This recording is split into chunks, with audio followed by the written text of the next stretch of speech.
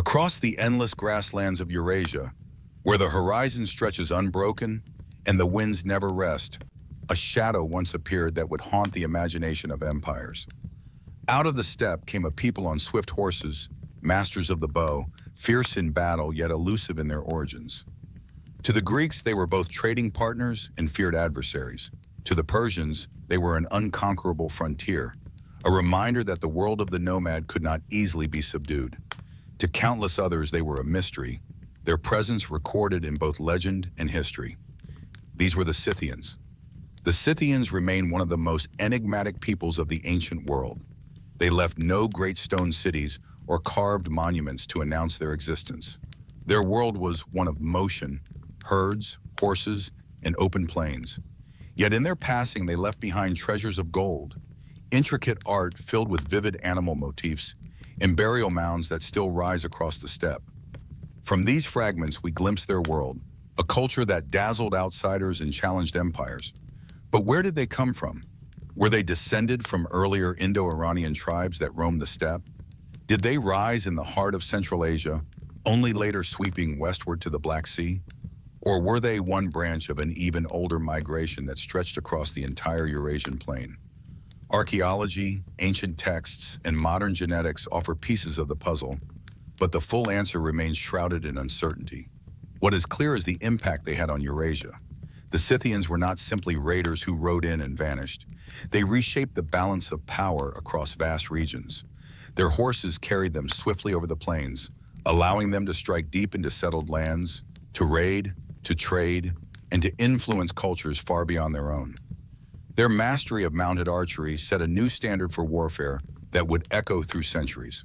From the armies of Persia to the frontier defenses of Greece, and even later into the tactics of medieval knights and Mongol horsemen, the shadow of the Scythian warrior can be traced. Yet they were more than warriors. They were traders, carrying goods and ideas across long distances. They were artisans, leaving behind a distinct artistic tradition that reveals both their beliefs and their ties to other cultures. They were storytellers and myth makers, remembered by the Greeks as the possible source of tales about the Amazons. And in their burials, we see not only wealth and power, but a deep connection to ritual, to the Greeks, and to the mysteries of life and death. The story of the Scythians is the story of a people who lived between worlds, moving endlessly across the steppe, yet touching every civilization they encountered. Their origins are still debated, their history partly hidden, their identity difficult to define, but their presence is undeniable. The riders of the steppe once reshaped the map of Eurasia, leaving behind a legacy that is both elusive and enduring. This is their story. Long before the Scythians rode out of the horizon, the Eurasian steppe already had its own history, shaped by land, climate, and the peoples who struggled to survive there. To understand the Scythians, we must first understand the world they inherited. It was not a world of cities or kingdoms, but of endless grass, of bitter winters and burning summers, of herds that wandered across vast distances. The steppe was both a harsh master and a generous provider. It was the land that forged the culture of mounted nomads, and it prepared the stage for the Scythians to rise. Stretching from the borders of Hungary in the west to the mountains of Manchuria in the east, the Eurasian steppe is one of the largest continuous landscapes on Earth. It is a sea of grass broken only by rivers, low hills, and distant ranges. To outsiders, it may appear empty, but it was never lifeless. Herds of horses, cattle, and sheep moved across it. Human communities learned that survival here required constant movement, following the grazing cycles of their animals. The climate dictated everything. Winters could freeze the earth into a lifeless plain, while summers could bring drought and searing winds.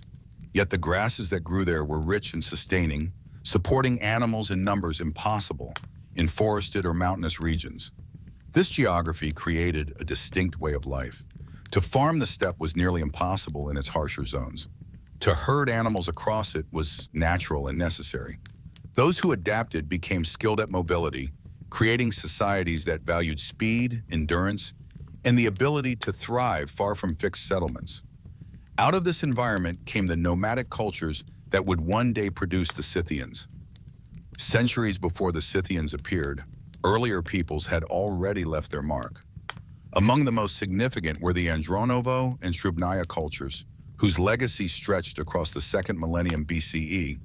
The Andronovo culture spread across much of western Siberia and Central Asia.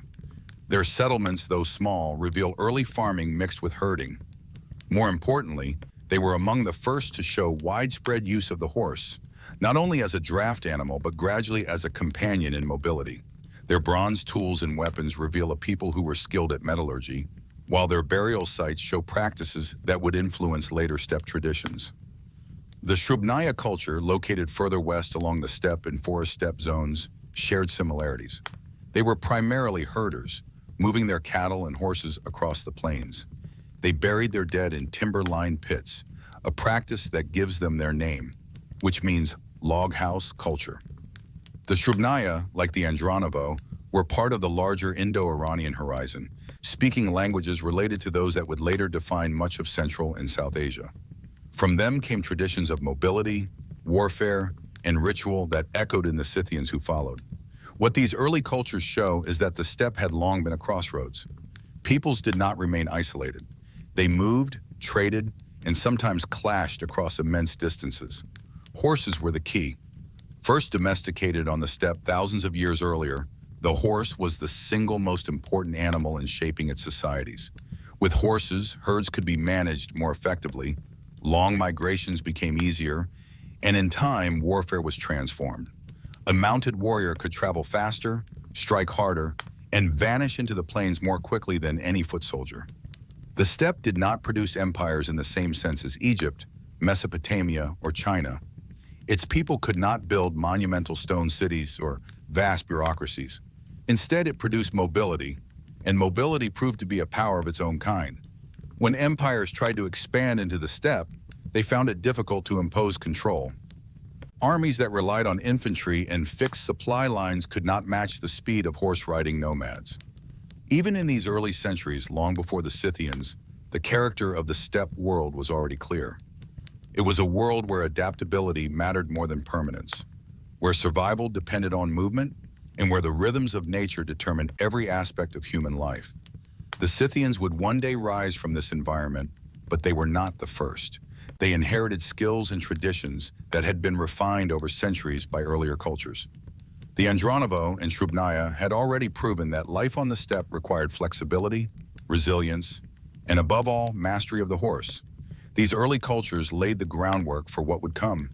They showed that the steppe could produce not only herders, but warriors, craftsmen, and traders. By the time the Scythians emerged into the written record of Greek historians, the stage had long been set. The land was ready, its traditions established. The endless grasslands had already forged peoples who understood how to live with the rhythm of the seasons, who could endure its hardships and turn them into strengths. Out of this crucible would come the Scythians, carrying forward the traditions of the steppe while adding their own power, mystery, and influence.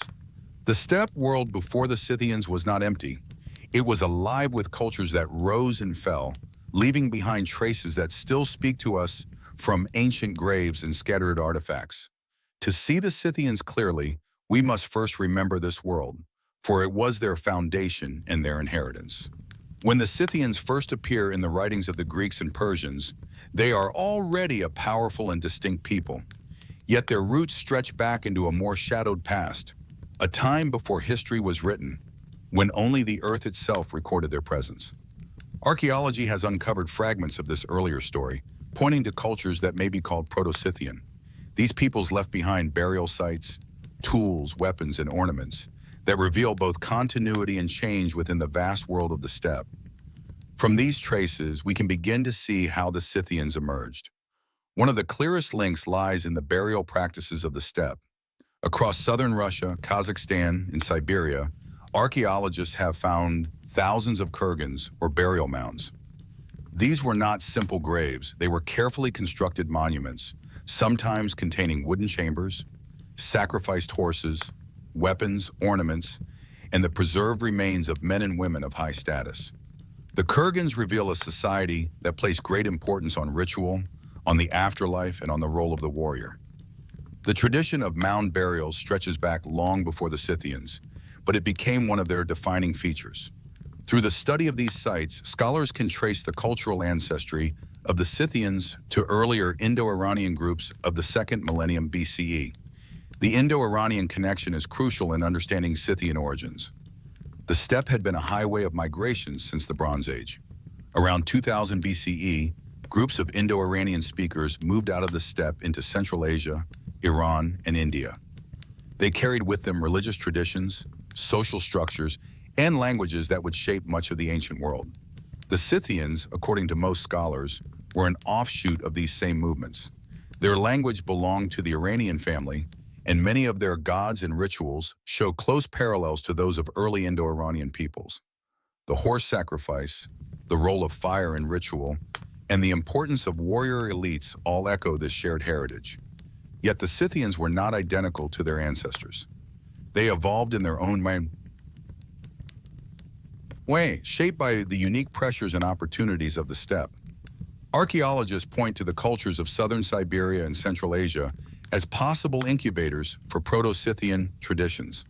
The Tagar culture, centered in the Minusinsk Basin, flourished between 900 and 200 BCE and displayed advanced metalwork, animal-style art, and kurgan burials with multiple horses. The Karasuk culture, earlier still, also reveals traits that would later become characteristic of Scythian society. These cultures may represent stepping stones in the long evolution of Scythian identity. There are several theories about the initial homeland of the Scythians. Some scholars argue for southern Siberia, pointing to the archaeological continuity between the Tagar culture and later Scythian material. Others suggest a Central Asian origin, emphasizing the close ties with Iranian-speaking groups that moved through the region. A third theory places their homeland further west, near the Volga and Ural rivers, arguing that the Scythians developed as a distinct branch within the broader steppe world. Each theory draws on different strands of evidence, but what they share is the recognition that the Scythians did not appear suddenly. They were the result of centuries of movement, interaction, and adaptation across the steppe. The archaeological record also hints at the beginnings of Scythian warfare and mobility. Burial sites contain composite bows, bronze arrowheads, and evidence of horseback riding. The horse burials, often placed alongside their owners, show how central this animal had become in both practical life and ritual symbolism. Horses were not simply tools of war and transport, they were companions in life and death, a bridge between the mortal world and the divine. The prominence of horse sacrifices in kurgans suggests that the bond between rider and horse was seen as essential to survival beyond the grave. By piecing together these traces, we see a picture of the Proto-Scythians emerging from the broader Indo-Iranian horizon. They inherited the languages, beliefs, and traditions of their forebears, but reshaped them in the crucible of the steppe. Their culture was already defined by mobility, by a reliance on horses, and by a warrior ethos that placed martial skill at the center of identity. They lived in a world where survival demanded speed, adaptability, and strength, and they carried these values into the age when they would first enter history. The earliest traces of the Scythians are not a single point of origin, but a long and complex process. From the burial mounds of the Bronze Age to the nomadic camps of Central Asia, their identity was forged over centuries. By the time Greek historians began writing of them in the 8th century BCE, the Scythians were already heirs to a deep past, one that blended Indo-Iranian traditions with the relentless demands of the steppe. Their story was only beginning, but its roots reached back into a far older world. By the 8th century BCE, the Scythians stepped out of the shadows of prehistory and into the pages of recorded history. For centuries, they had roamed the steppe, their ancestors leaving traces in kurgans and artifacts, but now they appeared before the eyes of civilizations that wrote, traded, and remembered. Greek colonists along the Black Sea coast and the empires of the Near East began to take note of these horse-riding nomads who suddenly dominated the northern frontier.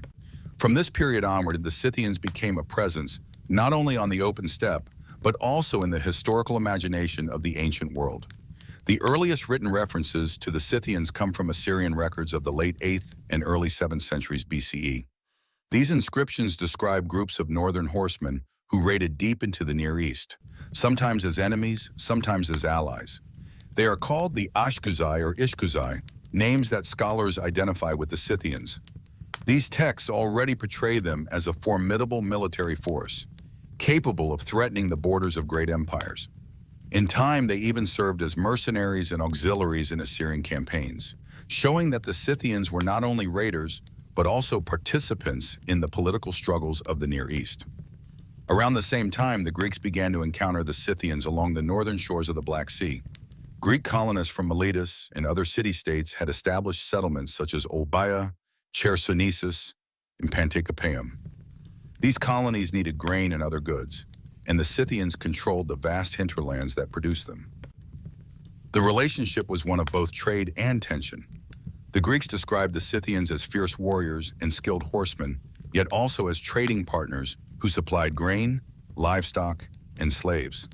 The Black Sea quickly became a frontier of cultural exchange, where Greek art and goods met Scythian traditions. In Greek literature, the Scythians became a subject of fascination.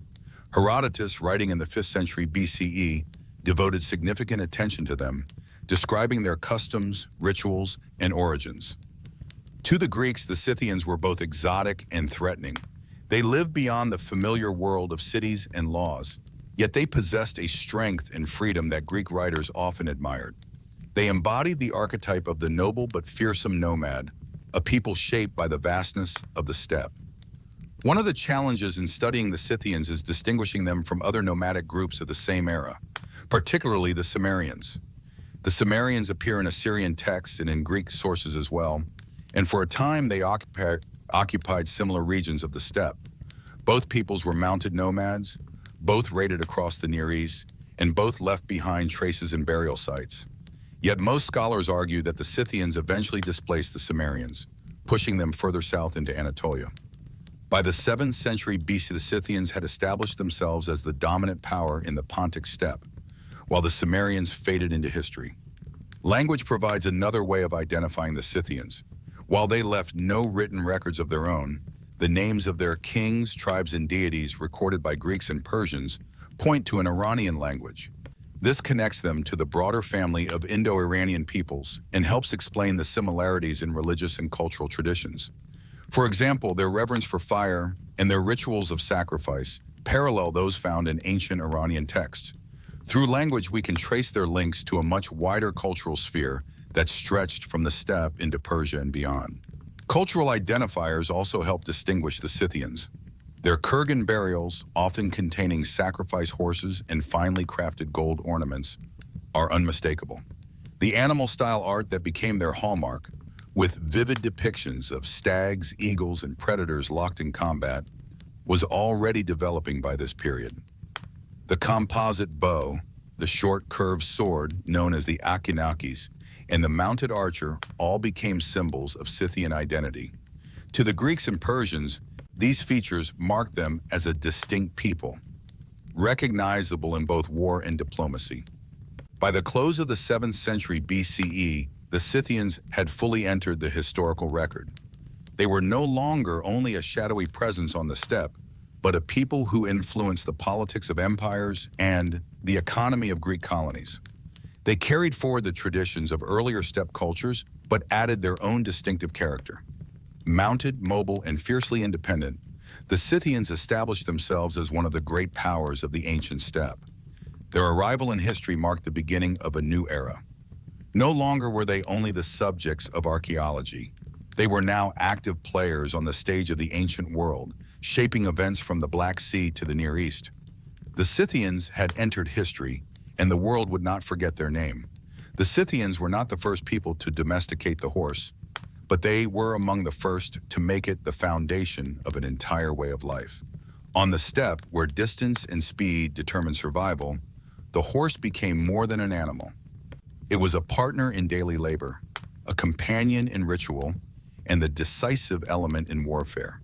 The Scythians perfected a style of mounted life that set them apart from the settled civilizations around them, and in doing so, they transformed the balance of power across Eurasia. The domestication of the horse had begun millennia earlier, but by the first millennium BCE, the Scythians had taken it to a new level. Their herds moved with them across the plains, providing food, transport, and wealth. The bond between rider and horse was trained from an early age. Children learned to ride before they could walk with confidence. By adulthood, every man and woman was a skilled horse rider, capable of moving swiftly across the vast expanse of the steppe. Horses allowed them to manage herds, migrate with the seasons, and most importantly, fight in ways that no infantry-based army could match. Mounted warfare was the Scythians' great gift to history. They fought as light cavalry, carrying the composite bow, quivers filled with arrows, and a short sword for close combat. Unlike the chariot warfare of earlier centuries, Scythian cavalry was flexible and fast. Riders could strike suddenly and retreat before the enemy had time to respond. They could harass an army for days, cutting off supplies, killing scouts, and striking at weak points. Against slower-moving infantry, they seemed untouchable. The weapon that made this possible was the composite bow. Unlike simple wooden bows, the Scythian bow was made of layers of wood, horn, and sinew, bound together to create immense power in a compact shape. Its short, curved design allowed it to be used effectively from horseback, while its power enabled arrows to pierce armor at a distance. This bow was the terror of the battlefield. A skilled Scythian archer could release arrows with astonishing speed while riding at full gallop, raining down a storm of missiles before an enemy could close the distance. Scythian tactics relied on mobility, deception, and precision. They perfected the feigned retreat, a maneuver in which riders appeared to flee in panic, only to wheel around and shoot at their pursuers once they had been drawn out of formation. They could attack from multiple directions, encircle larger forces, and disappear into the steppe when the odds turned against them.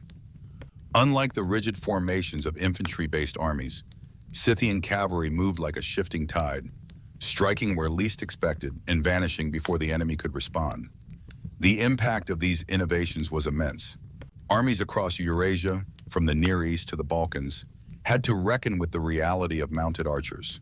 Assyrian records describe the difficulty of fighting against steppe horsemen. Persian kings with their massive armies struggled to bring the Scythians to battle. Darius I marched a great force into the steppe in the 6th century BCE, but the Scythians refused direct confrontation. They retreated deeper and deeper into the plains, destroying supplies, ambushing scouts, and exhausting the Persian soldiers who could not catch them. In the end, the might of Persia was forced to withdraw, defeated not by a single decisive battle, but by the Scythians' mastery of mobility. For sedentary civilizations, the Scythian style of warfare was terrifying. These were peoples accustomed to fighting set battles, defending fortified cities, and relying on agriculture that tied them to the land. Against such a way of life, the Scythians brought unpredictability and speed. Their armies had no fixed bases to attack, no cities to besiege, and no crops to burn. They could appear at the borders without warning, strike hard, and vanish again into the grasslands. To fight them required new strategies, new defenses, and in time, the creation of cavalry units to match their power. The fear of the mounted archer became a theme repeated across centuries of history. From the Scythians to the Huns, from the Turks to the Mongols, the pattern was the same. Sedentary empires were forced to adapt to the sudden storms of horsemen that came out of the steppe. The Scythians were among the first to show how devastating this combination of horse and bow could be. Their enemies learned quickly that to face them in open battle was to invite disaster. By turning the horse into an extension of the warrior and the bow into a weapon of unmatched flexibility, the Scythians defined the future of steppe warfare. They did not simply fight battles, they reshaped the very nature of war across Eurasia. Their tactics echoed for centuries, long after their own power had faded, leaving behind a legacy of fear, respect, and imitation. The Scythians were truly masters of the horse and bow, and it was this mastery that allowed them to dominate the steppe and influence the civilizations that bordered it. The Scythians are often remembered only as fierce warriors thundering across the steppe, but their society was more complex than the image of constant raiding suggests. Behind the reputation of mounted archers was a culture organized by clans and tribes, bound together by ritual, belief, and the demands of nomadic life.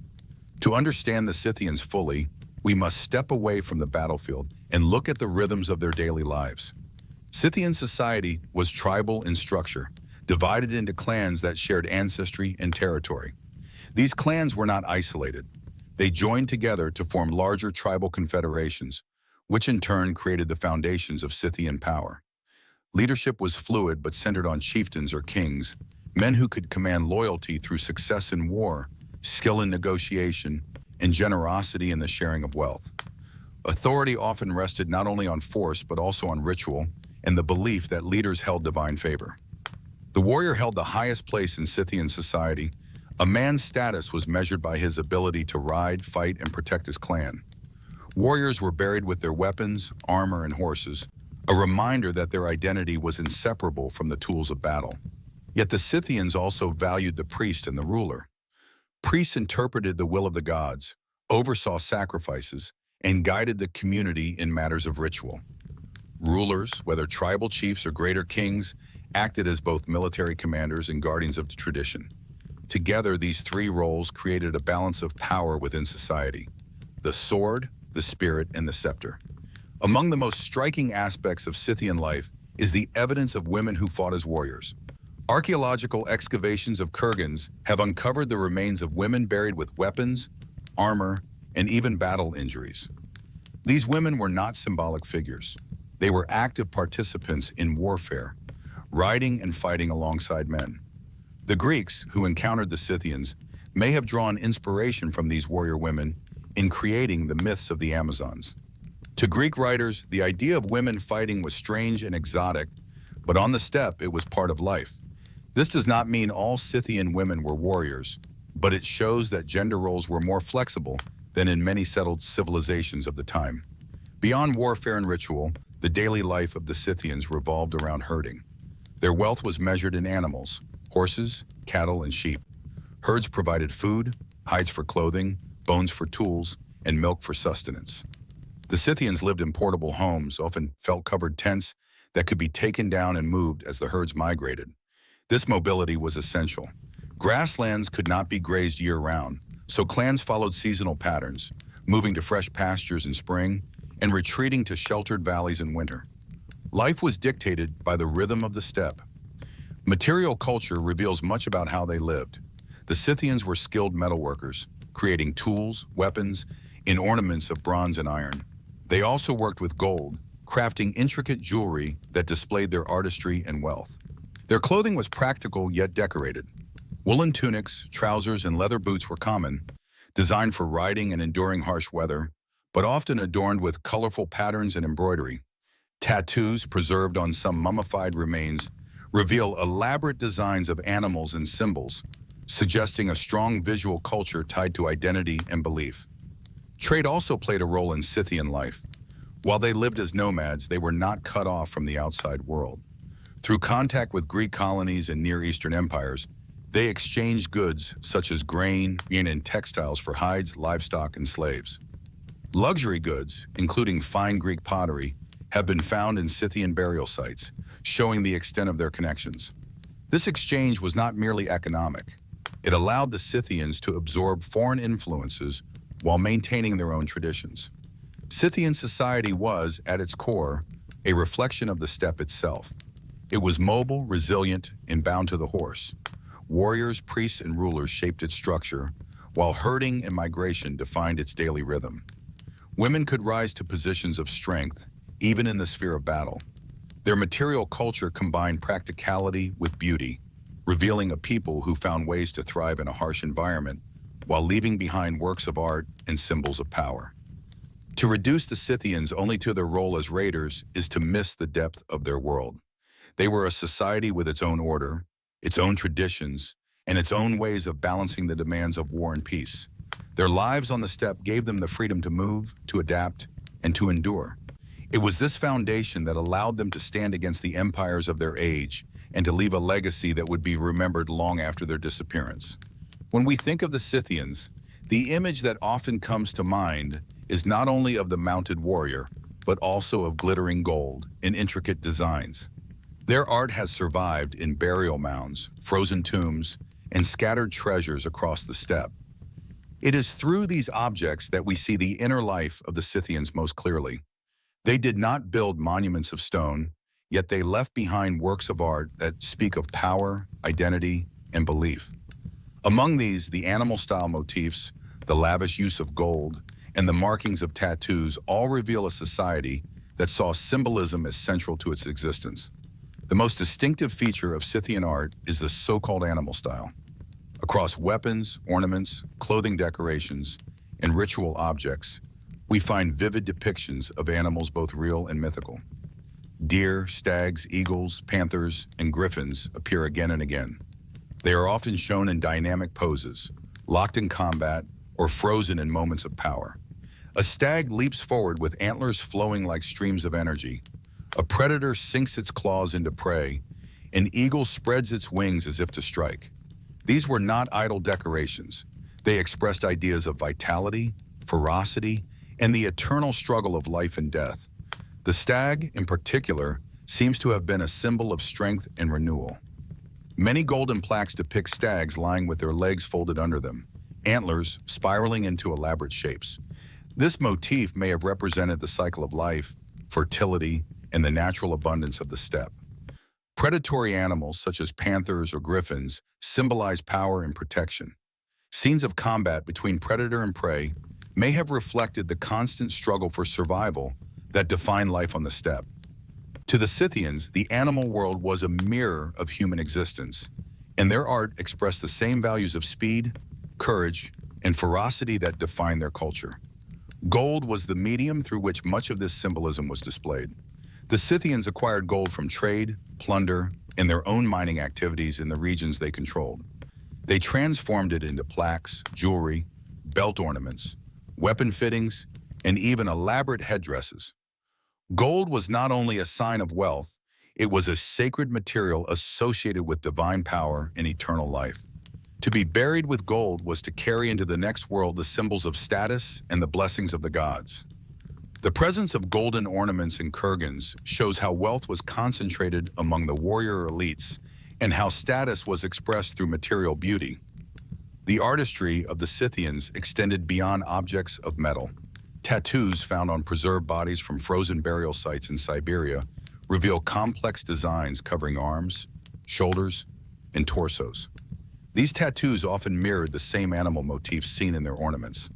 A warrior might carry into battle the image of a stag or a predator, not only on his clothing and weapons, but also on his skin. Tattoos likely served as marks of identity, clan affiliation, or personal protection. They transformed the body itself into a canvas of symbolism, uniting the physical with the spiritual. Ritual objects also played a central role in expressing Scythian belief. Drinking vessels, cauldrons, and ceremonial weapons have been found decorated with the same vivid motifs as personal ornaments. These were not everyday items, but objects used in sacrifices, feasts, and ceremonies that bound the community together. Herodotus describes Scythian rituals involving the drinking of wine mixed with blood, the offering of horses to the gods, and the use of fire in purification. The objects that survive from these practices show the importance of art in creating a sense of sacred space and connecting the living with the divine. What emerges from all of this is a culture that used art as a language. The Scythians may not have left behind written records, but their ornaments, tattoos, and ritual objects speak for them. They tell us about what they valued, what they feared, and what they believed about the world. The recurring presence of animals suggests a worldview in which humans and nature were deeply intertwined. The steppe was not only a landscape, but a living force reflected in the creatures that inhabited it. By depicting those creatures, the Scythians drew power from them and proclaimed their identity. The brilliance of Scythian art lies in its combination of function and symbolism. A sword hilt decorated with gold was not only a weapon, but a statement of rank and a reminder of divine protection. A tattoo was not only an ornament, but a declaration of belonging. A golden plaque buried in a kurgan was not only treasure, but a bridge between the living and the dead. In the absence of cities, temples, and written texts, it is their art that tells the story of the Scythians most vividly. Through the images of animals, the gleam of gold, and the markings on their own skin, the Scythians left us a record of their spirit. Their art was not separate from life, it was life itself made visible. It carried the essence of a people who found meaning in the movement of herds, the flight of eagles, and the power of the predator. To see Scythian art is to see the world through their eyes, a world where every image carried weight and every symbol spoke of identity and survival. By the time the Scythians emerged fully onto the stage of history, They were no longer an isolated force of the steppe. Their presence stretched into regions where great civilizations had long flourished. The Greeks, Persians, and rulers of the Near East all came into contact with these horsemen, sometimes through war and sometimes through trade. These encounters reveal not only how the Scythians influenced the world around them, but also how they were shaped by the powerful neighbors who sought to understand, use, or defeat them. The earliest and perhaps most enduring connection was with the Greeks. From the 8th century BCE onward, Greek traders and colonists settled along the northern coast of the Black Sea, founding cities such as Olbia, Chersonesus, and Panticapaeum. These colonies became gateways between the Mediterranean world and the Scythian steppe. To the Greeks, the Scythians were both dangerous and fascinating. They supplied the Greek world with grain, slaves, hides, and above all, horses. In return, the Scythians received wine, fine pottery, weapons, and luxury goods. This exchange was not merely economic. Greek craftsmen influenced Scythian art, while Scythian motifs also found their way into Greek decorative traditions. Yet the relationship between Greeks and Scythians was not free from conflict. Raids and wars punctuated their coexistence, particularly when Scythian horsemen descended into Greek-controlled regions. Herodotus, who provides much of our knowledge about the Scythians, records that they were both allies and enemies to the Greeks depending on circumstances. The Greek imagination was captivated by tales of Scythian customs. To the Greeks, their practice of drinking the blood of the first man they killed in battle or using the scalps of enemies as trophies seemed savage, but also compelling. In literature, the Scythians became symbols of both noble freedom and terrifying barbarity. The Persians, too, encountered the Scythians and found them an enemy unlike any other. When Darius I, king of the Achaemenid Empire, sought to expand his dominion into the north around 513 BCE, he launched a massive campaign against the Scythians of the Pontic steppe. The Persians crossed the Danube and advanced into Scythian lands with a vast army. The Scythians, however, refused to fight a conventional battle. Instead, they employed their own strategy of constant movement. They burned the grasslands, destroyed supplies, and harassed the invaders without giving them the chance to engage. According to Herodotus, the Scythians mocked Darius with symbolic gifts of a bird, a mouse, a frog, and arrows. These may have signified that the Persians would find no foothold on land or water, and that arrows awaited them should they continue. Exhausted and unable to bring the nomads to heel, Darius eventually withdrew. This episode cemented the Scythian reputation as unconquerable warriors of the steppe. They were unlike the sedentary peoples that empires normally subdued. Their freedom lay in their mobility, and it made them immune to the strategies of even the mightiest kings. Beyond Greece and Persia, the Scythians also left their mark on the Near East.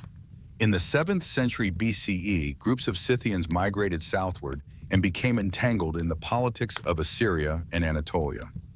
At first, they fought as raiders, but soon their martial skill attracted the attention of great powers. Assyrian kings employed Scythians as mercenaries, valuing their ability as mounted archers. For a time, they were powerful allies, even aiding Assyria in its conflicts with rival states. Yet the Scythians were never easily controlled. In the late 7th century, they established dominance across parts of Anatolia, raiding as far as Syria and Palestine. Their presence was felt in the kingdoms of Urartu, Phrygia, and Media. Some sources suggest that they played a role in the final struggles that weakened Assyria before its fall.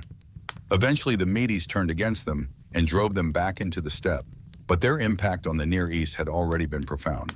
They had shown that even the most urban and ancient civilizations could be shaken by the sudden arrival of mounted warriors. Through these encounters, the Scythians became both feared and respected. To the Greeks, they were trading partners and a source of cultural curiosity. To the Persians, they were elusive enemies who could not be pinned down. To the Near Eastern empires, they were both allies and threats, mercenaries and raiders. Each interaction highlighted a different aspect of their identity: the skilled horseman, the cunning strategist, the fierce warrior, and the bearer of a distinctive culture. What is striking is how consistently the Scythians resisted full absorption into the civilizations they touched. They adopted goods and some influences, but their way of life remained centered on mobility, the horse, and the bow. They moved in and out of the great civilizations without ever becoming one of them. Their presence on the borders of empires forced settled peoples to adapt, to rethink defense, and to recognize that power on the steppe was different from power in the city. In the grand story of Eurasia, the Scythians stood as a bridge between worlds. They connected the Mediterranean with the steppe, Persia with the northern plains, and the great cities of the Near East with the vast wilderness beyond. At times they were predators, at times partners, but always they were a force that could not be ignored. The Scythians lived in a world of vast open skies, endless grasslands, and powerful natural forces that shaped every aspect of their existence. It is no surprise that their religion reflected this environment.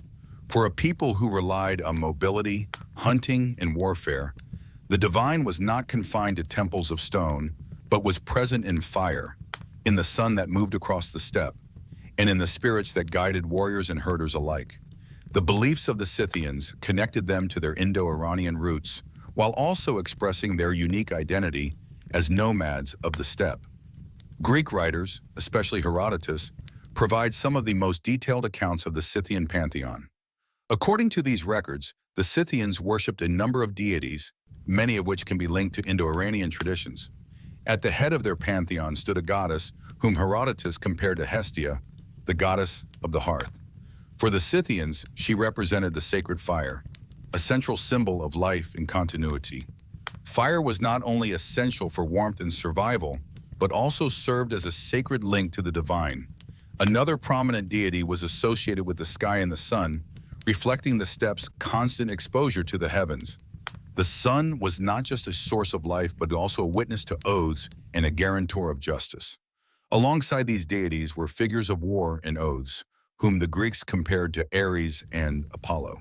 Scythian warriors are said to have constructed altars and shrines dedicated to their war god, offering sacrifices before battle. This reveals how deeply their martial lifestyle was intertwined with religious devotion. Ritual sacrifice played a central role in Scythian belief. Herodotus describes large-scale sacrifices of animals such as horses, cattle, and sheep, offered to appease the gods or mark important events. Horses in particular were sacred, reflecting their central role in Scythian life. In some burials, dozens of horses were interred alongside the body of a chieftain, adorned with ornate gear and arranged with care. These animals were not only symbols of wealth and prestige, but also companions meant to carry the dead into the afterlife. Human sacrifice also appears in the sources, though its scale is debated. Some accounts describe captured enemies being offered to the war god, their blood spilled in rituals meant to honor the divine. While these reports come largely from outsiders, archaeological evidence of violent burials and decapitated remains suggests that such practices did occur, at least in certain contexts. These rituals underscored the belief that the favor of the gods was tied to the shedding of blood and the offering of life. The Scythians also practiced forms of shamanism and divination. Prophets, often from priestly families, played an important role in interpreting the will of the gods. One method of divination involved bundles of willow rods, which were cast and read to determine outcomes of battles or migrations. Shamans, likely aided by the use of intoxicating substances, entered trance-like states to communicate with spirits or gain visions. Herodotus famously mentions Scythians inhaling the smoke of burning hemp, which created a ritual experience that was both physical and spiritual. These ceremonies reveal a society in which the line between the human and the divine was thin, and where communication with unseen forces was essential for decision-making. Burial rites were perhaps the most powerful expression of Scythian religion. The great kurgans, or burial mounds, that still rise from the steppe, were monuments not only to the dead, but also to the beliefs of the living. Chieftains were buried with elaborate treasures, weapons, and clothing, as well as attendants and horses. Some graves contain women armed with weapons, which may reflect their role as warrior priestesses or leaders. The act of placing so many objects and companions in the grave demonstrates a strong conviction in an afterlife where the dead continued their way of life much as they had in this world. In many ways, Scythian religion reflected their Indo-Iranian heritage. The centrality of fire recalls the importance of the sacred flame in Zoroastrianism. The worship of sky and sun parallels the reverence for Mithra and other solar deities among Iranian peoples.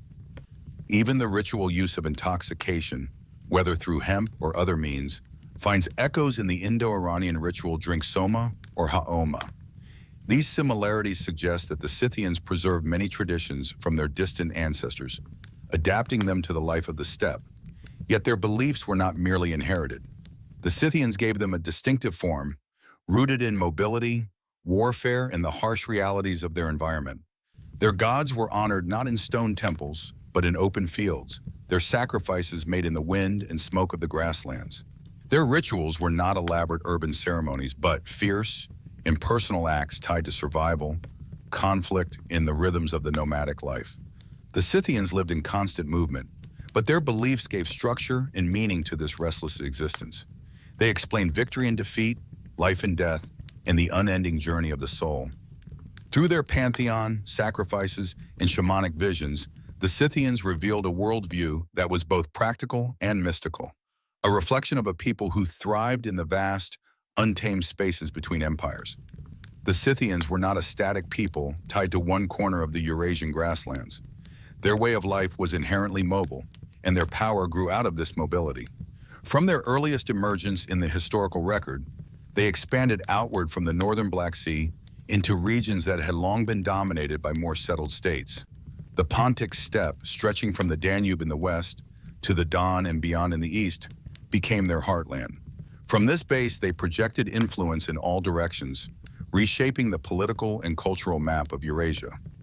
The Pontic steppe provided an ideal setting for the Scythian lifestyle. Its vast open plains allowed for the movement of herds and the deployment of cavalry forces. Greek colonies along the Black Sea coast offered opportunities for trade, while the rivers of the region created natural corridors of movement. From this strategic position, Scythian bands could launch raids into neighboring territories or serve as intermediaries in long-distance trade. They became a constant presence, not only to the Greeks who wrote about them, but also to the great powers of the Near East. One of the most dramatic aspects of Scythian expansion was their series of raids into the Near East during the 7th century BCE. Sources from Assyria and later Greek historians describe Scythian incursions that reached as far as Anatolia, Syria, and even Palestine. For several decades, they were a dominant force in this region, sometimes allied with the Assyrians, at other times fighting against them.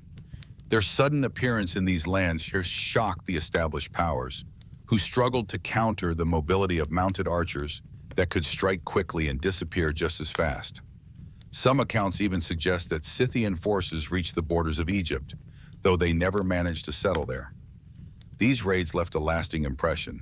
The memory of Scythians in the Near East influenced later depictions of steppe nomads as unpredictable, destructive, and terrifying. At the same time, their presence in these regions introduced new military techniques and highlighted the growing importance of cavalry and warfare. Sedentary states that had relied on infantry and chariot armies now had to reckon with the devastating effectiveness of mounted archers. Scythian influence also extended to other nomadic groups. The Sarmatians, who began to appear in the same steppe regions in the later centuries, adopted many aspects of Scythian culture while developing their own distinct identity. Eventually, the Sarmatians would supplant the Scythians as the dominant power of the Pontic steppe, but the foundations of their way of life owed much to their predecessors. The model of a mounted, mobile warrior society would in turn be adopted and adapted by later peoples such as the Huns, the Avars, and the early Turks. In this way, the Scythians set the pattern for centuries of steppe empires. The spread of horse culture into Europe also owes much to Scythian expansion. Archaeological finds show that the techniques of horseback riding, horse gear, and composite bows associated with the Scythians were transmitted into regions beyond the steppe. In particular, the influence of Scythian practices can be traced into Central and Eastern Europe, where local peoples began to adopt aspects of nomadic warfare. Mounted units became increasingly common, transforming the military balance and setting the stage for centuries of cavalry dominance in European battlefields. The cultural impact of the Scythians was not limited to warfare. Their distinctive art style, marked by dynamic depictions of animals, spread along with their migrations and interactions. Burial mounds containing Scythian-style ornaments have been found far beyond their core territories, suggesting both direct expansion and the exchange of goods and ideas. These artistic traditions would influence the steppe world long after the Scythians themselves had declined. The expansion of the Scythians reveals both their strengths and their limitations. Their mobility allowed them to strike across vast distances and exert influence on distant lands, but their reliance on a nomadic economy made long-term settlement and administration of conquered territories difficult. They thrived in the open spaces of the steppe, but in the more structured landscapes of Mesopotamia or Anatolia, they were forced to retreat after a generation of dominance. Even with these limits, their impact was profound. The Scythians not only reshaped the Pontic steppe into their domain, but also demonstrated to the great powers of the ancient world the force of nomadic cavalry. They inspired fear, respect, and imitation, leaving behind a legacy that echoed through the rise of later nomadic confederations. Their expansion was not only a story of conquest, but also of cultural transmission, as the practices of the horse and the bow traveled across Eurasia, reshaping societies wherever they appeared. Few myths from the ancient Greek world captured the imagination as vividly as that of the Amazons. These fierce warrior women were described as living on the edges of the known world, riding into battle with skill equal to men, and refusing to live according to traditional female roles. For centuries, the Amazons were treated as a purely mythical construct, a product of Greek storytelling designed to highlight the difference between the familiar world of the city-state and the strange, untamed regions beyond. Yet as archaeology and historical study have advanced, a striking possibility has emerged. The Amazons may not have been entirely mythical. Their roots may lie in the very real world of Scythian society, where women not only shared in domestic tasks, but also took up arms alongside men. The Greeks encountered the Scythians beginning in the 8th and 7th centuries BCE, when Greek colonies appeared along the northern shores of the Black Sea. From these settlements, Greek merchants, travelers, and historians learned about the nomadic peoples who dominated the steppe. Reports of Scythian customs, lifestyle, and appearance filtered into Greek literature. Among the most astonishing details was the presence of women who rode horses, carried weapons, and sometimes fought in battle.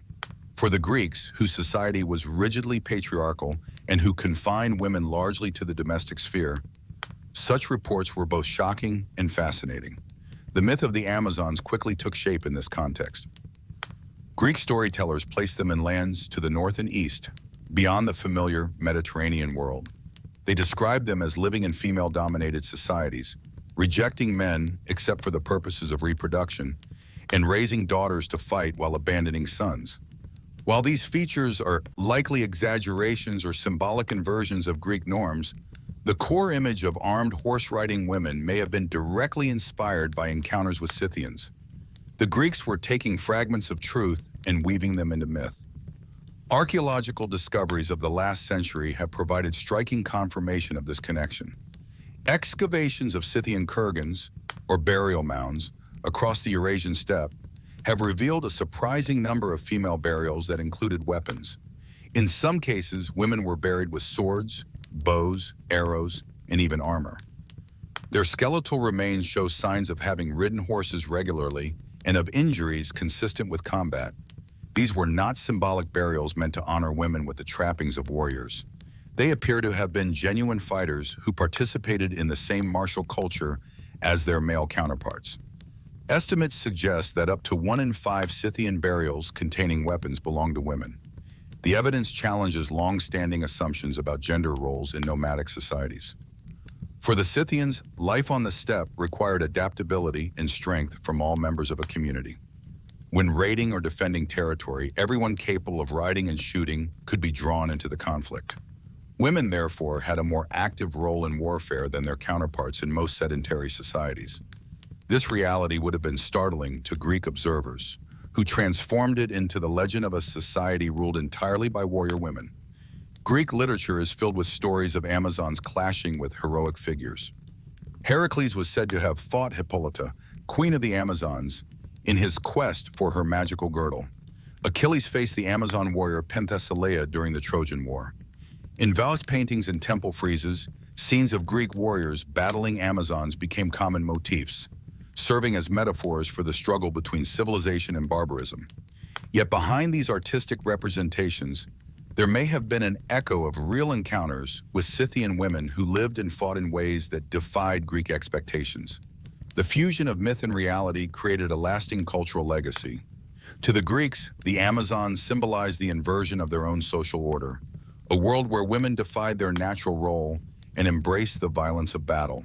To modern historians and archaeologists, however, these myths preserve valuable insights into how Greek society perceived the nomadic world. The fact that such stories existed at all suggests that the Greeks had indeed encountered women who embodied aspects of the Amazon legend. The connection between Scythian women and the Amazon myth also highlights the importance of cross-cultural contact in shaping ancient imagination. The steppe was not a distant land unknown to the Mediterranean. It was a frontier where ideas, goods, and stories passed back and forth. Greek myths of the Amazons can thus be read as cultural reflections of real encounters with peoples whose way of life differed dramatically from their own. Today, the archaeological record confirms what the myths only hinted at.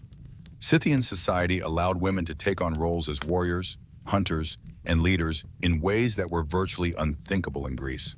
While the Greeks may have distorted and exaggerated these reports, their stories of the Amazons preserve a memory of Scythian women whose strength and independence challenged ancient assumptions about gender. The Amazon connection reminds us that myths are rarely pure fantasy. They often contain kernels of truth, refracted through the lens of cultural imagination. In the case of the Scythians, the legend of the Amazons preserves the remarkable reality of women who rode, fought, and sometimes ruled on the endless grasslands of Eurasia. For centuries, the Scythians were a dominant presence across the Pontic steppe.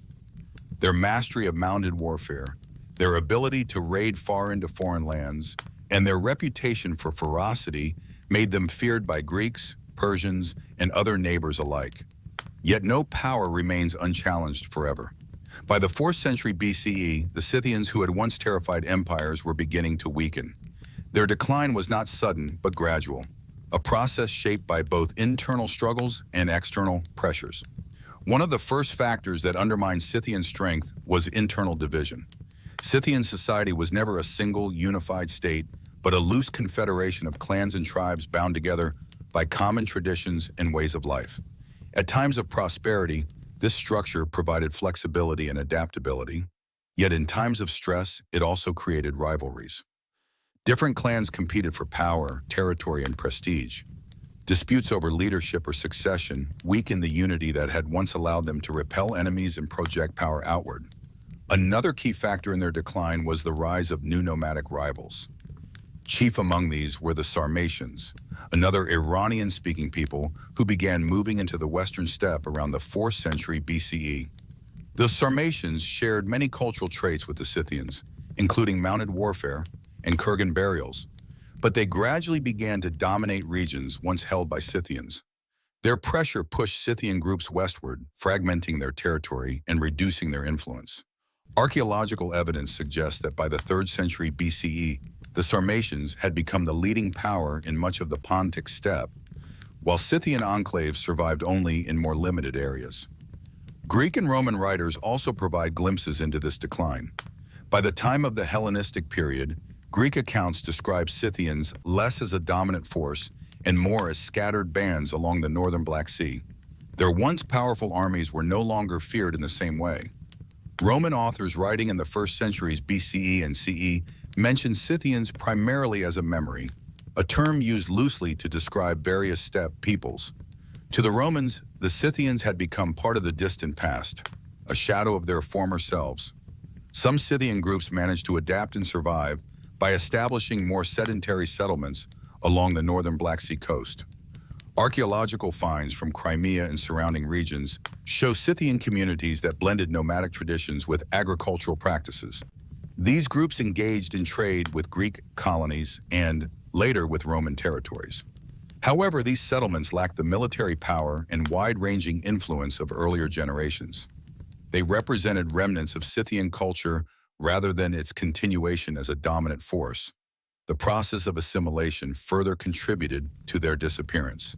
The steppe was a vast, shifting world where new peoples frequently emerged, moved, and replaced older ones. The Scythians themselves had once displaced or absorbed earlier cultures. In turn, they now found themselves merging with Sarmatians and later groups such as the Alans. Over generations, their distinct identity blurred into the broader fabric of steppe society.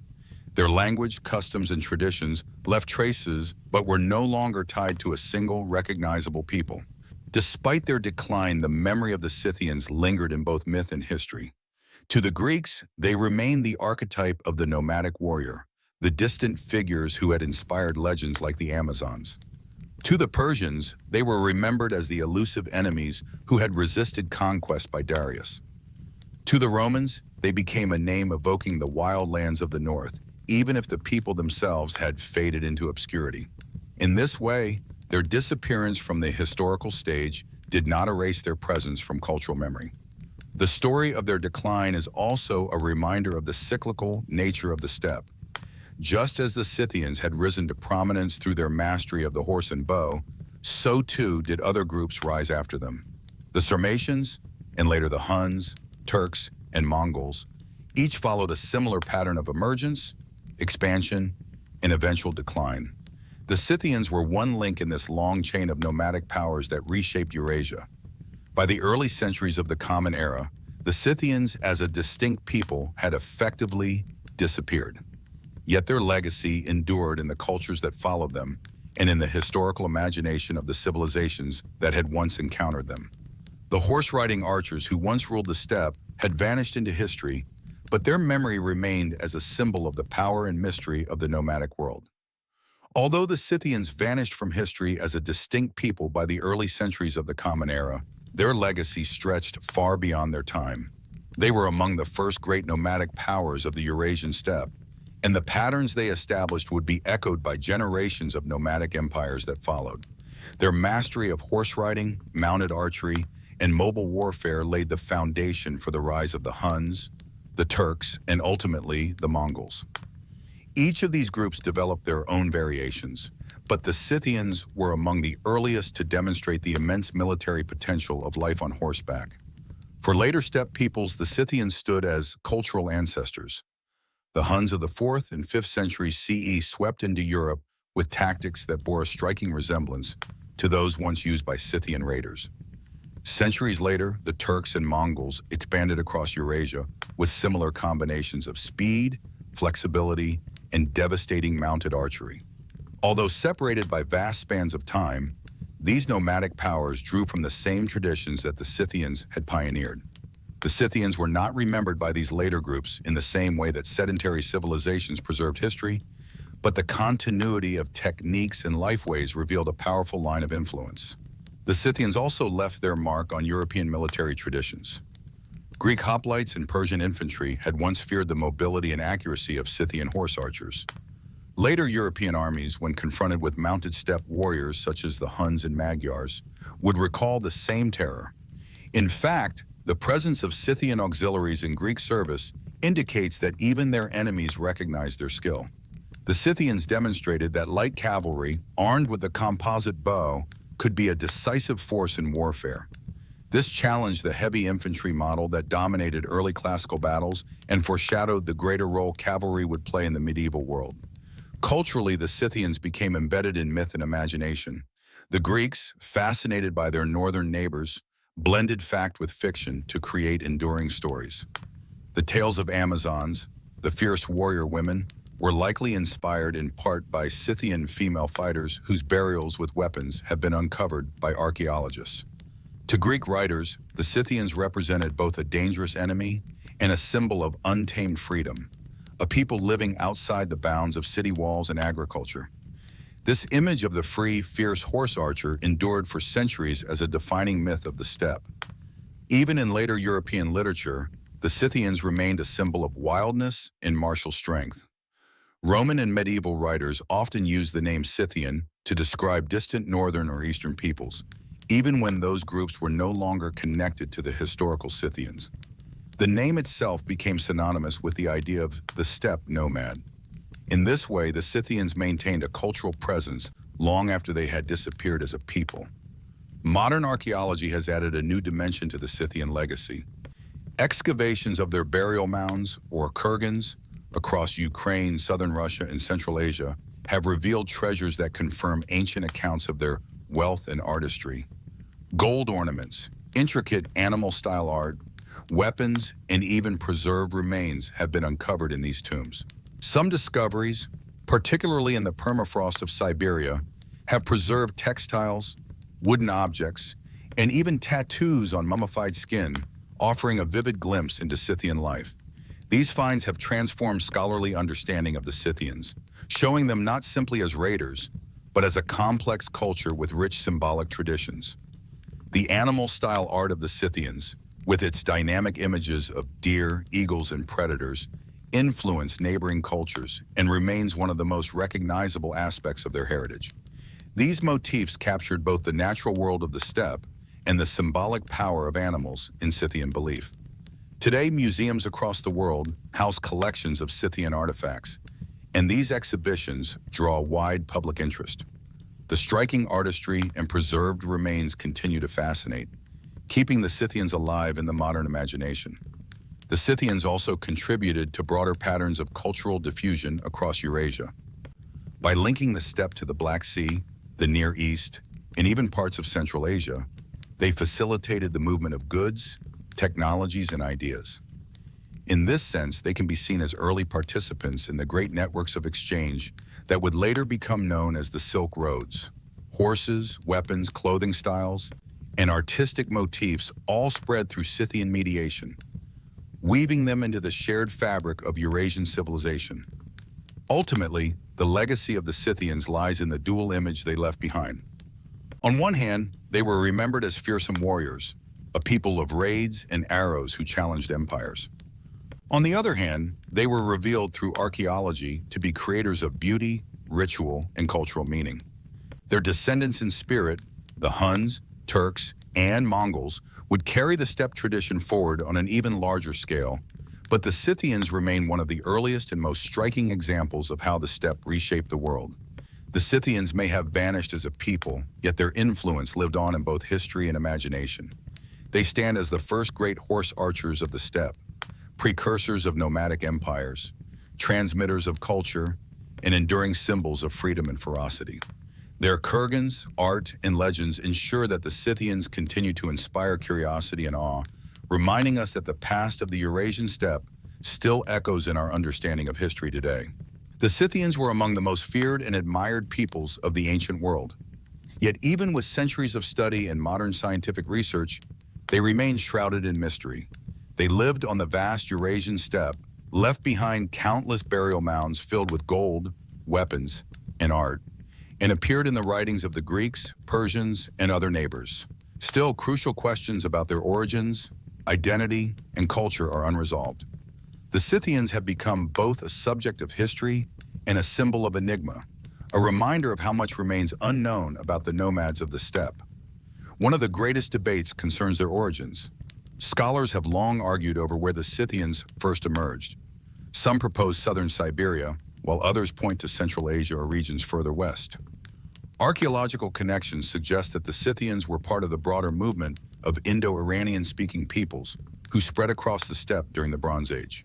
Yet evidence remains inconclusive. Were the Scythians direct descendants of earlier groups like the Andronovo and Shrubnaya cultures? Or did they form through a mixing of various tribes who adopted a nomadic lifestyle? The answer is still elusive. Their sudden appearance in the historical record during the 8th and 7th centuries BCE hints at a long prehistory that remains only partially understood. Language is another unresolved issue. Ancient Greek writers identified the Scythians as speaking a form of Iranian, and many scholars support this view. Yet the steppe was a crossroads where languages and cultures intermingled, and linguistic traces are fragmentary. Only a handful of names and words attributed to the Scythians survive, and they cannot provide a complete picture. Some researchers argue that the Scythians may have included multiple tribes with slightly different dialects or languages, united more by culture and lifestyle than by a single tongue. The lack of written records from the Scythians themselves means that their true linguistic identity is still debated. In recent years, genetic studies have shed new light on Scythian origins and migrations. DNA taken from ancient burial sites has revealed a mixture of ancestries. Some Scythians carry genetic markers linked to earlier steppe populations, while others showed connections to both European and Asian lineages. This confirms that the Scythians were not a homogeneous people, but a dynamic and diverse community that absorbed influences from across Eurasia. The genetic evidence also suggests patterns of migration and intermarriage, supporting the idea that the Scythians were part of a fluid steppe world where mobility and interaction were constant. However, DNA can only reveal so much. It cannot tell us what the Scythians believed, how they saw themselves, or what myths they told around their campfires. The balance between history and myth in the Scythian story is another puzzle. Ancient authors often portrayed the Scythians as both real and larger than life. Herodotus recorded their customs, tales, and battles, yet his accounts blend observation with folklore. The stories of Amazons, giant warriors, or strange rituals may reflect kernels of truth, but they are also shaped by Greek imagination. Archaeology has confirmed some aspects of these accounts, such as the presence of warrior women, but other tales remain unverified. The Scythians themselves left no written histories, so our understanding is filtered through the eyes of outsiders. This makes it difficult to separate fact from legend. Even their decline is somewhat mysterious. The rise of the Sarmatians and later nomadic peoples pushed the Scythians into obscurity, but the details of their assimilation and transformation remain vague. Traces of Scythian culture lingered in art and burial customs, yet the people themselves seem to vanish into the larger currents of steppe history. To this day, we cannot say exactly when the Scythians ceased to exist as a distinct identity. The enduring mystery of the Scythians may be part of why they remain so captivating. They embody the tension between what we know and what we can only imagine. Their kurgans reveal treasures of gold and artistry. Their bones tell stories of mobility and warfare, and their legends inspire tales of warrior women and fierce horsemen. Yet their voices are silent, leaving us to reconstruct their past through fragments. In the end, the Scythians represent the eternal enigma of the steppe. They were riders who mastered the horse and bow, who shaped the destinies of empires yet resisted being subdued. They were both historical actors and mythic figures, remembered as much for the mysteries that surround them as for their deeds. The grasslands they once ruled still whisper of their presence, reminding us that history is never fully complete. The Scythians remain elusive, yet their image endures as the eternal riders of the endless grasslands, forever galloping at the edge of history and legend. The story of the Scythians is one of mystery, movement, and transformation.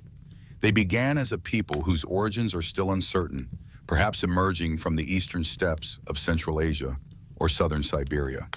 From these beginnings, they became one of the most formidable and influential forces on the Eurasian steppe. For centuries, their name carried weight among the great civilizations of the ancient world. Greeks, Persians, and Romans all knew of them, sometimes as trading partners, sometimes as enemies, but always as a people to be reckoned with. The Scythians lived in a land without borders, a vast grassland stretching from the Black Sea to the Altai Mountains. This space shaped their character. The horse gave them speed and freedom, the bow gave them power, and their nomadic way of life gave them resilience. Unlike the kingdoms and empires that built stone walls and palaces, the Scythians carried their world with them across the plains. Their tents could be raised and taken down in a day. Their herds provided food and wealth, and their warriors could appear suddenly and vanish just as quickly. This mobility made them a constant puzzle for their settled neighbors. Their story is not only about war, but also about connection. The Scythians linked east and west, carrying goods, ideas, and technologies across thousands of miles. Greek colonies on the Black Sea traded with them for grain, livestock, and furs. Persian kings feared their raids yet also recognized their skill as mercenaries. Even in the Near East, echoes of Scythian incursions were remembered for generations. In this way, they became part of the larger network of cultural exchange that shaped Eurasia long before the Silk Road was formally established. Yet for all their power, the Scythians did not endure. By the late centuries of the first millennium BCE, rival nomadic groups rose to prominence. The Sarmatians, themselves horse-riding warriors of the steppe, gradually pushed the Scythians aside. Later, the Huns, Turks, and Mongols would dominate the same lands, carrying forward traditions of mounted warfare that the Scythians had helped pioneer. The disappearance of the Scythians as a distinct people was not sudden but gradual, as they were absorbed into the larger tide of steppe history. Their name faded, but their influence lived on in those who followed. Archaeology has brought them back into the light. Golden ornaments, intricate animal-style art, and preserved bodies from frozen kurgans reveal a society both fierce and deeply symbolic. We now know more about their daily lives, their beliefs, and their role in the ancient world than ever before. Yet the mystery remains part of their allure. Their origins are not fully settled, their language still debated, and their legends forever colored by myth. The Scythians remind us that not all history is written in books or carved in stone. Some histories are carried on horseback across the windswept steppe, leaving traces in scattered graves and in the memories of those who encountered them. Though they vanished as a people, their shadow continues to ride across history's horizon, a symbol of freedom, ferocity, and the enduring enigma of the nomads who once ruled the endless grasslands.